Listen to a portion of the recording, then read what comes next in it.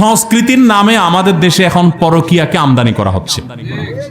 নাটক সিনেমাতে রীতিমতো বিভিন্নভাবে পরকীয়াকে স্বাভাবিককরণের চেষ্টা করা হচ্ছে। মানে এটা কোনো দোষের বিষয় না। আজ থেকে 20, 30, 40 বছর আগে এদেশে বিবাহ বহির্ভূত সম্পর্কের কথা কেউ মুখ দিয়ে বলার সাহসও করত।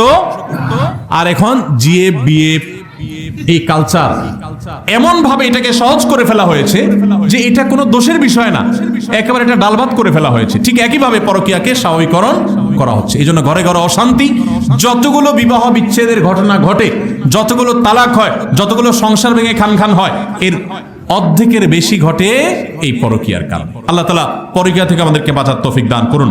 যে সমস্ত মানুষ পরকীয়া লিপ্ত তারা জানে না ইসলামের সবচেয়ে ডেঞ্জারাস শাস্তি, সবচেয়ে ভয়াবহ শাস্তি, সবচেয়ে কঠিন দণ্ড ইসলাম রেখেছে কোথায়? এই পরকীয়ায় লিপ্ত হয়ে জেনা করলে মর্মান্তিক ভাবে, অত্যন্ত কঠোর ভাবে তাকে তিলে তিলে মৃত্যুদণ্ড কার্যকর করতে বলা হয়েছে প্রস্তরাঘাতে। কঠিন একটা বিষয়।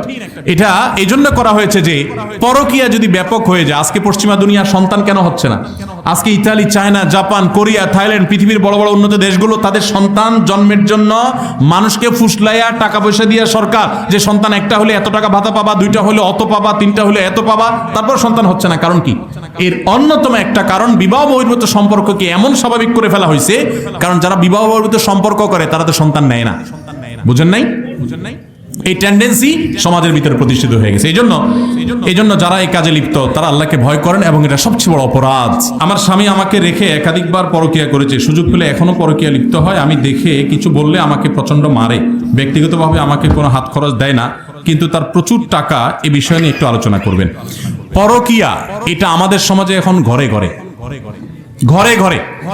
কিছু কিছু পরকীয়া আছে আমরা টেরও পাই না। ওই যে ইনবক্সে চলে, ঠিক না? ঠিক ফেসবুকে, ইমোতে, মেসেঞ্জারে, বিভিন্ন ভাবে এবং ঘরে ঘরে অশান্তি। গতকালকে কোন একটা বেসরকারি টেলিভিশন চ্যানেলে রাসূল আকরাম সাল্লাল্লাহু আলাইহি ওয়াসাল্লামের দাম্পত্য জীবন নিয়ে আলোচনা চলছিল। আমরা আলোচনা করতে করতে 4টা পর্ব রেকর্ড হয়ে গেছে, মানে 100 মিনিটের বেশি রেকর্ড হয়ে গেছে, কিন্তু কোনো কুল কিনারা করা যাচ্ছে না। পরে উপস্থাপক এর সাথে আলাপ হচ্ছিল, উনি বলছিলেন যে আমরা তো মনে করলাম এক পর্বে শেষ করা যাবে, কথা তো শেষ হচ্ছে না। নবী সাল্লাল্লাহু আলাইহি সাল্লামকে তার জীবনে কি আমরা যে চিত্রায়িত করি, আমরা মনে করি তিনি শুধু যুদ্ধ বিগ্রহ করেছেন, তিনি শুধুমাত্র জিহাদ করেছেন, রাষ্ট্র পরিচালনা করেছেন। তার দাম্পত্য জীবন যে কত সুখের, কত সমৃদ্ধির এবং আমাদের জন্য কত শেখার, সেটা আমরা অনেকে জানি না। তো নবী করিম সাল্লাল্লাহু আলাইহি সাল্লামের সে আদর্শ যদি আমাদের সমাজে আজ প্রচার করা যায়, সমাজে পরকীয়া বন্ধ হবে। নবী করিম সাল্লাল্লাহু আলাইহি সাল্লাম পরকীয়ার রোগে আসক্ত মানুষদের ট্রিটমেন্টের জন্য একটা কথা বলেছেন। এই একটা কথার বাস্তবতা উপলব্ধি করতে পারলে এই রোগটা সেরে যাওয়ার কথা। সেটা হলো যে নবী সাল্লাল্লাহু আলাইহি ওয়াসাল্লাম বলেছেন, তোমার স্ত্রীকে আল্লাহ রাব্বুল আলামিন যে অবয়ব দিয়ে তৈরি করেছেন, তুমি তোমার ঘরের স্ত্রী রেখে অন্য স্ত্রীতে যে মস্তিষ্ক বা তার প্রতি আসক্ত হচ্ছ, একই কথা মেয়েদের জন্য প্রযোজ্য। তোমার যে স্বামী আছে তাকে আল্লাহ তাআলা যে অবয়ব দিয়ে সৃষ্টি করেছেন, তুমি আরেকজনের সাথে পরকীয়া করছো, তারও একই অবয়ব, পার্থক্য কিছুই। শয়তান তোমার কাছে অনেক চমৎকার করে উপস্থাপন করছে, ধ্বংস হওয়ার পরে হয়তো আফসোস করবে। পরকীয়া লিপ্ত হয়ে সংসার ভাঙা বহু নারী আর্তনাদ করে, হাহাকার করে, বহু পুরুষ হাহাকার করে, আর হয়তো ব্যাক করার সুযোগ পায় না। এজন্য আল্লাহকে ভয় করেন এবং সংশোধন করেন, এবং জেনার এই ভয়াবহ রোগ থেকে বাঁচার জন্য আল্লাহর খাঁটি বান্দা, আল্লাহ ভীরু মানুষ, মুত্তাকি পরহেজগার মানুষ, নেককারদের সোহবত এবং সান্নিধ্যের কোনো বিকল্প নাই। এক ব্যক্তি এসে নবী সাল্লাল্লাহু আলাইহি ওয়াসাল্লামের কাছে জেনা করতে তার মনে চায়, আকাঙ্ক্ষা ব্যক্ত করেছেন। নবী সাল্লাল্লাহু আলাইহি ওয়াসাল্লাম তাকে অত্যন্ত চমৎকার ভাবে উপদেশ দিয়েছেন এবং তার সোহবতে কিছু সময় ছিলেন। এরপরে সে বলেছে, আমার অন্তরে আকাঙ্ক্ষা বিলকুল নাই, শেষ হয়ে গেছে। এই জন্য ভাইরা, এই ব্যক্তিকে কোন আল্লাহওয়ালা, নেককার, আল্লাহর খাঁটি বান্দা, মুত্তাকি পরহেজগার মানুষদের সোহবতে, সান্নিধ্যে, মজলিসে বিশেষ করে পাঠাতে হবে। আশা করা যায় ইনশাআল্লাহ সে সংশোধিত হবে। আমাদের মসজিদের ইমাম সাহেব নামাজ না পড়িয়ে ক্রিকেট খেলা করে, সেই খেলার টাকার বিনিময়ে খেলা হয়। তিনি বলেন, আমি শরীর চর্চার জন্য খেলছি, আমি টাকা নেই না, টাকা দেই। আমার প্রশ্ন হচ্ছে তার পিছনে নামাজ পড়া যাবে কিনা। দেখুন, ইমাম সাহেব আদৌ এটা করেন কিনা আমি জানি না। এই ধরনের প্রশ্ন দিয়ে এরপর ইমাম সাহেবকে ফাঁসাবেন, সমাজে যায় তারে কোণঠাসা করবেন, সেটা যদি ভুলভাল তথ্য দিয়ে করেন তাহলে আল্লাহর কাছে অবশ্যই আপনি দায়ী থাকবেন। এমনটি করা উচিত না। তবে আমি সাধারণ কথা বলে রাখছি, কোন খেলা যদি খেলোয়াড়রা নিজেদের মধ্যে টাকা পয়সা আদান প্রদান করে, যে জিতলে আমরা টাকা পাবো, তোমরা দিবা, আর হারলে আমরা তোমাদেরকে টাকা দিব, এরকম যদি আদান প্রদান হয় তাহলে এটা জুয়ার অন্তর্ভুক্ত হবে এবং এটা জায়েজ না, এটা হারাম। কিন্তু এছাড়া শারীরিক কসরতের জন্য যদি ইমাম সাহেব খেলে, আমাদের দেশে ইমাম সাহেবদের জন্য সবই নিষেধ। আমি ঢাকায় যখন ইমামতি করতাম 2003-4 সালে কথা, আমার এক মুসল্লি আমাকে একবার বলতেছিল, হুজুর আপনার সবই ভালো লাগে কিন্তু হাঁটাটা না পছন্দ হয় না আমার কাছে। পুরো আমি বললাম, আপনি কি আমাকে বিয়ে শাদী করার নিয়ত করছেন? এটা তো কোনো মেয়ে দেখতে গেলে মানুষ এসব বলে টলে, এটা কোন ধরনের কথা? যে ইমাম সাহেবের হাঁটা আপনি খুঁজতেছেন, আপনি আমার কথাই না শুনবেন। ভাইরা আমার, আমাদের সমাজে অনেক মানুষ আছে হুজুরদের কিছুই তাদের ভালো লাগে না। হুজুররা দাওয়াতে আগে গেলে বলে, দেখছো হুজুররা আগে আগে এসে বসে থাকে, পরে গেলে বলে হুজুরের টাইম টেবিল ঠিক ঠিকানা নাই, হুজুরদের কোনো দিকে যাওয়ার রাস্তা নাই, অনেক টাকা পয়সা হয়ে গেছে, হুজুর মানুষ দেখছো দুনিয়ার ধান্দা, আবার টাকা পয়সা করে নাই, শুধু পরের তার উপরে খেয়া থাকে, নিজে কিচ্ছু করে না। উভয় সমস্যা আছে না নাই? শয়তান ওলামাদের বিরুদ্ধে মানুষকে লাগায় দেয়, এটা চক্রান্তের অংশ। যদি খেলার কথা বলেন, যদি টাকা পয়সা দেওয়া ছাড়া খেলাধুলা করে কেউ শারীরিক কসরতের উদ্দেশ্যে, শরীয়ত যেই খেলাধুলাতে শারীরিক কসরত আছে, ব্যায়াম আছে, এই খেলাকে জায়েজ করেছে। যদি কখনো জিহাদের প্রয়োজন হয়, তাহলে আমি নিজের শরীরকে ফিট রেখে আল্লাহর রাহে আমি লড়বো, এই নিয়ত করে যদি সে শারীরিক কসরত করে, তাহলে এটা তো ইবাদত হবে। কথা বুঝেন নাই? তবে ইমাম সাহেব নামাজ না পড়ায়া খেলে, আমার কাছে এটা বিশ্বাসযোগ্য মনে হচ্ছে না। এরকম হওয়ার কথা না। যদি সেরকম হয় তাহলে সেটা অবশ্যই নিন্দনীয়, সেটা ইমাম সাহেব কেন, মুসল্লির জন্য। কিন্তু আমার কথা হলো, প্রশ্নটা এরকম আসলো কেন? প্রশ্ন এরকম আসতে পারলো না, হুজুর আমাদের অনেক মুসল্লি আছে ক্রিকেট খেলে এবং খেলা মজে যায়, এজন্য নামাজ পড়তে আসে না। এইরকম প্রশ্ন তো কোনোদিন আসে না। প্রশ্ন আসে, হুজুর ইমাম সাহেব বিয়ে না করলে তার পিছনে নামাজ পড়া যায় আছে কিনা? আমি বলি, প্রশ্ন এরকম আসে না কেন যে ভাই মুসল্লি সাহেব বিয়ে না করলে নামাজ পড়া যায় আছে কিনা?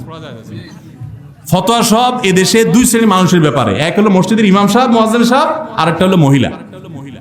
এদের ব্যাপারে ফতোয়া সবচাইতে বেশি। গোসল ফরজ হয়েছে, এখন মহিলারা গৃহস্থলী কাজ করতে পারবে কিনা গোসল করা ছাড়া? কেন এই প্রশ্ন আসে না কেন? ছেলেরা দোকানদারি কাজের কাম করতে পারবে কিনা গোসল করা ছাড়া?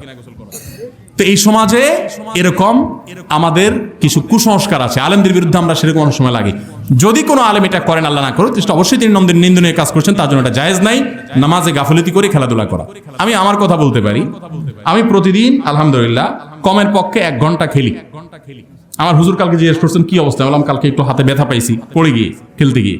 আমার ছেলেদের সাথে প্রতিদিন নিয়ম করে আমি 1 ঘন্টা খেলার চেষ্টা করি। বাসার পাশে খেলার ব্যবস্থা আছে, ব্যাডমিন্টন অন্য সময়টা প্রতিদিন। নিয়ত, 1 নম্বর নিয়ত হলো শরীরের এক্সারসাইজ, ব্যায়াম হওয়া।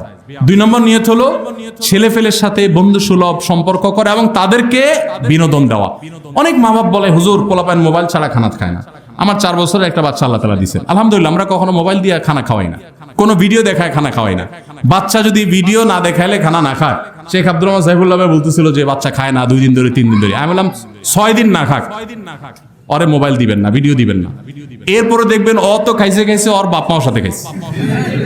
খাবে না মানে পোলাপান মরা এত সোজা না। আমার এক নেপালি বন্ধু ছিল সৌদি আরবে, ওনার বাচ্চাদেরকে দেখতাম খাবারের জন্য কখনো জোর একবার ডাকতো, আসলে আসুন না, আসেন না। তাই আমি একদিন বললাম যে ভাই কুই বাত হ্যায়, উর্দু কথা বলতে, बोलाओ बच्चों को, अब्दुर रहमान अब्दुर रब को बोलाओ। 2টা ছেলে ছিল। তো আমারে বললো, यार पेट उनका है कि मेरा? পেট কি তার না আমার?